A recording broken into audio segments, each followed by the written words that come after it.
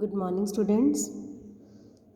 कल वाली वीडियो में हमने कबीर दास जी का जीवन परिचय किया था और हमने दोहों को कंठस्थ किया था। आज की वीडियो में हम कबीर जी के दोहों की व्याख्या करेंगे। तो चलिए करते हैं पहला दोहा। सांच बराबर तप नहीं, झूठ बराबर पाप। जाके हृदय सांच है, ताके हृदय आप। बच्चों, इससे पहले कई बार इसका प्रसंग पूछ लिया जाता है, तो प्रसंग में हम क्या लिखते हैं?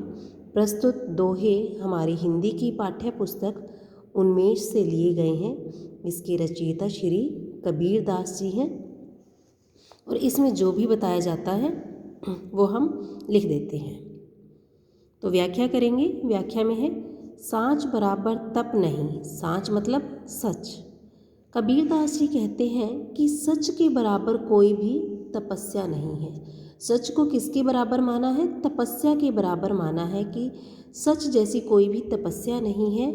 झूठ बराबर पाप, और झूठ के बराबर झूठ बोलने जैसा कोई पाप नहीं है। यानी झूठ बोलना हम बच्चों को भी यही सिखाते हैं कि झूठ बोलना पाप है। तो झूठ को किसके बराबर माना गया है? पाप के बराबर माना गया है। और सच को तपस्या के समान कहा गया है।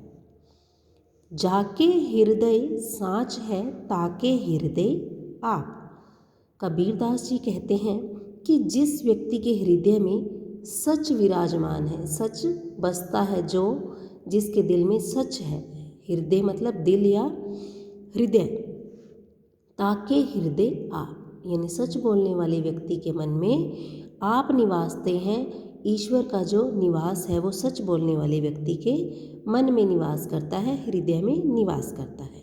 इस प्रकार सच को क्या माना है? तपस्या माना है। झूठ को पाप माना है और कहा है कि जो व्यक्ति सच बोलते हैं, जिसके हृदय में सच है, सत्य बोलते हैं, उनके हृदय में ईश्वर विराजते हैं, ईश्वर उनके हृदय में वास करते हैं।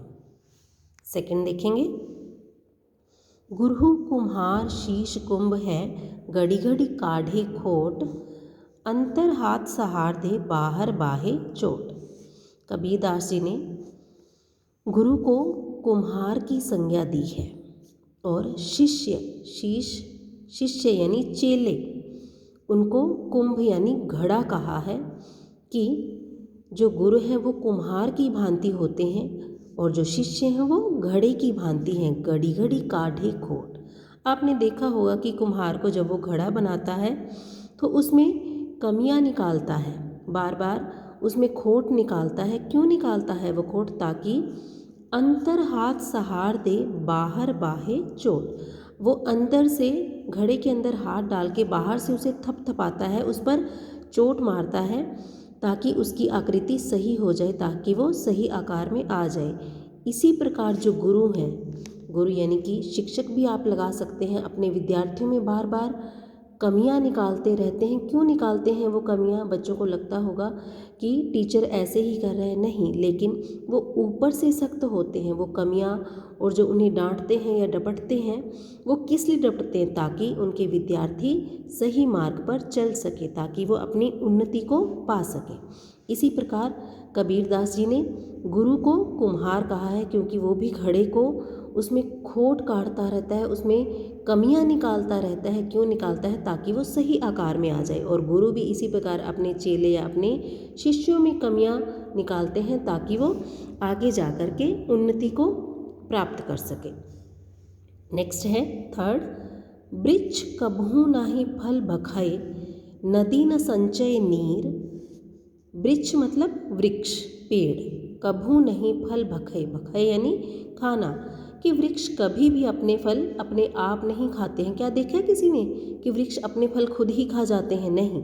नदी न संचय नीर, और ना ही जो नदी है वो अपने नीर को खुद संचित करती है, अपने लिए संचित करती है, नहीं। ना ही वो अपने पानी को खुद पीती है, वो दूसरों के लिए बहती रहती है।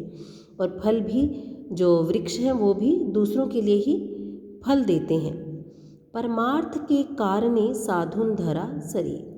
कबीर दास जी कहते हैं परमार्थ मतलब दूसरों का भला करने वाले, साधुन मतलब साधु। जो साधु लोग हैं उन्होंने भी इस शरीर को जो धरा है, साधु लोग जो होते हैं उन्होंने अपने शरीर को दूसरों का भला करने के लिए ही धारण किया है। यानी कि वो 3 लोग कौन कौन से हैं, या जो वो 3 व्यक्ति कौन है, या 3 प्राणी कौन है जो दूसरों का भला करने के लिए इस दुनिया में आए हैं। एक तो वृक्ष, नदी और साधु। तो ये परमार्थ के लिए ही इस दुनिया में आए हैं, क्योंकि ये अपने लिए कुछ नहीं करते। 4th करेंगे, बड़ा हुआ तो क्या हुआ जैसे पेड़ खजूर। कबीरदास जी कहते हैं कि बड़ा होने का कोई लाभ नहीं है। अब खजूर के वृक्ष को ही ले लीजिए, खजूर के पेड़ को ही देख लीजिए। आपने देखा होगा, यहाँ चित्र में भी दिखाया गया है कि खजूर का वृक्ष जो है वो बहुत ही ऊंचा होता है, बड़ा होता है, लेकिन उसका फ़ायदा है कोई फ़ायदा नहीं है। पंथी को छाया नहीं, फल लागे अति दूर। जो पंथी यानी कि जो यात्री है, राहगीर है, राह चलते व्यक्ति को उसकी छाया नहीं मिलती, क्योंकि उसकी ऊंचाई इतनी अधिक है कि उसकी छाया नहीं मिलती है। ना ही तो उसकी छाया मिलती है, और ना ही देखा होगा कि जो उसका फल है बहुत ही ऊंचा लगता है, जिसे प्राप्त करना बहुत ही मुश्किल हो जाता है।